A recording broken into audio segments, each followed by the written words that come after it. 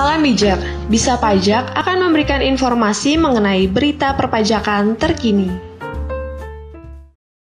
Kasus COVID-19 di Indonesia naik. Bagaimana layanan tatap muka DJP?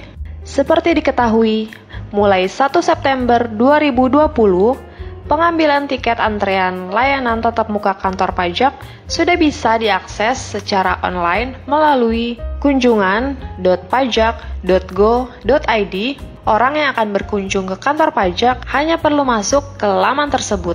Pengunjung dapat menentukan jadwal kedatangan dan layanan yang dikehendaki.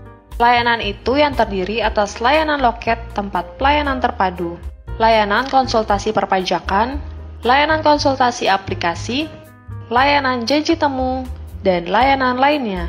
Khusus untuk layanan janji temu pengunjung, harus membuat kesepakatan jadwal kunjungan dengan petugas yang dituju sebelum memilih layanan janji temu.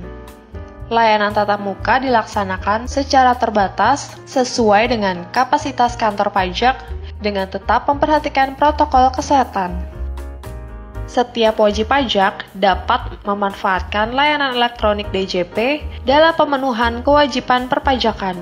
Selain itu, konsultasi dan pelayanan secara online dan lewat saluran telepon juga bisa menjadi pilihan utama wajib pajak pada saat terjadi peningkatan kasus aktif COVID-19 di masyarakat. Kementerian Keuangan menetapkan Surat Edaran Nomor SE-12-MK.1/2021 tentang penegasan kembali ketentuan dalam rangka pencegahan dan penanganan COVID-19 di lingkungan Kementerian Keuangan.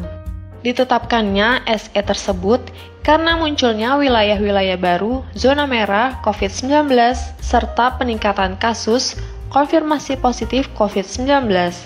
Adapun salah satu ketentuan dalam SE tersebut adalah jumlah pegawai yang bekerja dari kantor paling banyak 25% untuk satuan kerja di wilayah Jabodetabek dan wilayah zona merah atau oranye.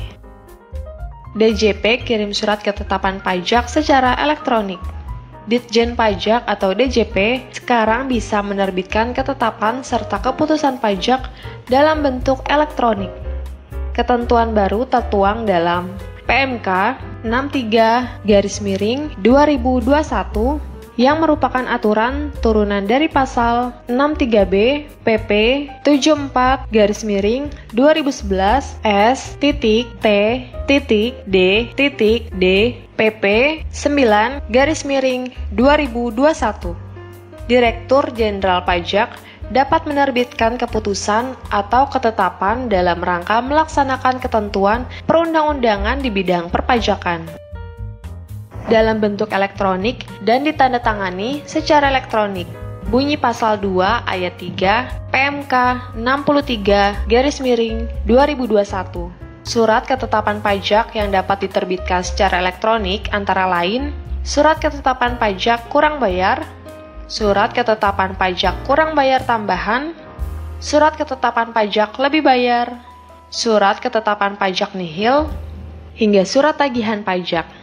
Adapun surat keputusan yang dapat diterbitkan secara elektronik antara lain surat keputusan pembetulan, surat keputusan keberatan, surat keputusan pengurangan atau penghapusan sanksi administrasi, kemudian surat keputusan pengurunan atau pembatalan ketetapan pajak, surat keputusan pemberian imbalan bunga, surat keputusan pengembalian kelebihan pembayaran pajak, dan surat keputusan penghitungan pemberian imbalan bunga.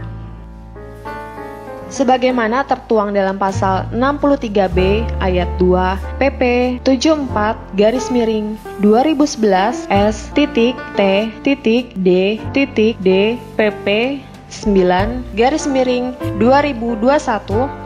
Ketetapan dan keputusan yang diterbitkan secara elektronik memiliki kekuatan hukum yang sama dengan ketetapan dan keputusan yang biasanya diterbitkan secara tertulis.